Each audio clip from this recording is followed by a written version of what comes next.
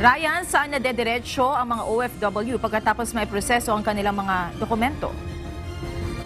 Monica, ang iba ay susunduin na ng kanilang mga kaanak. Ang iba naman na uuwi sa probinsya ay ipoprovide muna ng accommodation dito. 17 ang original na kasama dito sa unang batch ng repatriation. Pero pagdating sa Abu Dhabi ay nanakit ng dibdib ang isang caregiver na OFW. Kaya naiwan muna ito sa Abu Dhabi.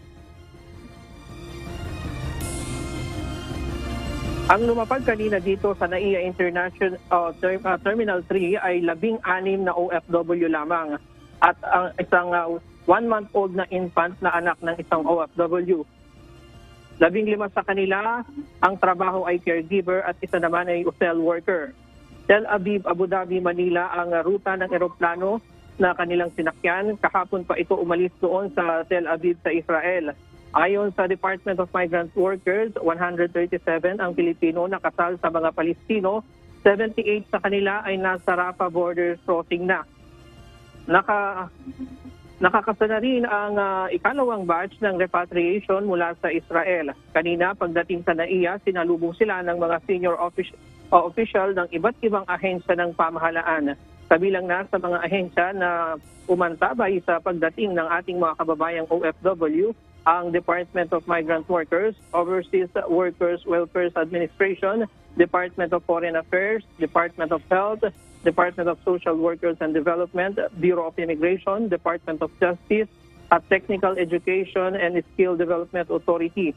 Pagdating sa NAIA ay agad ipinoseso ang kanilang mga dokumento at ibinigay na rin ang tulong ng mga ahensya.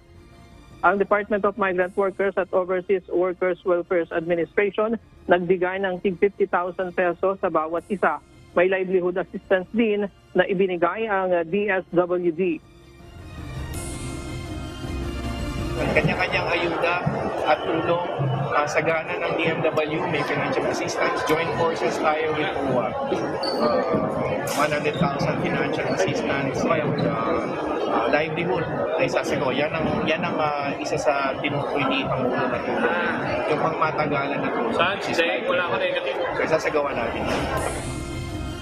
Ang Department of Health magsasagawa din ng psycho-counseling dahil sa stress dulot sa kanila ng giyera sa pinanggalingan nila. Kanina, ikinuwento ng dalawang repatriated OFW ang kanilang mga karanasan. Si Kathleen Tolentino na ipinagpalit ang pagiging school head para makapagtrabaho sa Israel.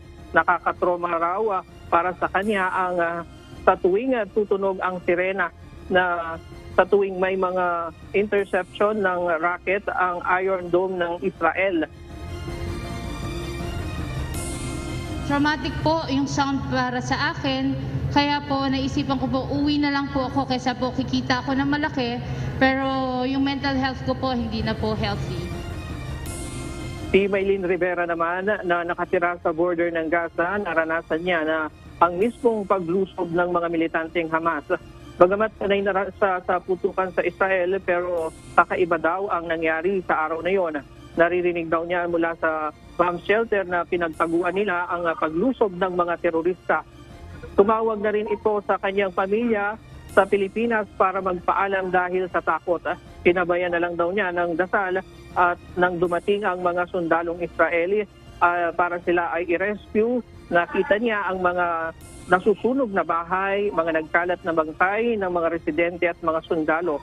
Pinakalma na lang daw siya ng mga sundalo na sumundo sa kanya.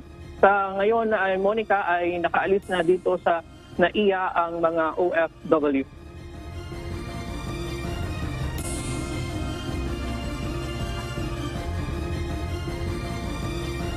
Maraming salamat, Ryan Lacanlale, live na nag-uulat mula sa NAIA.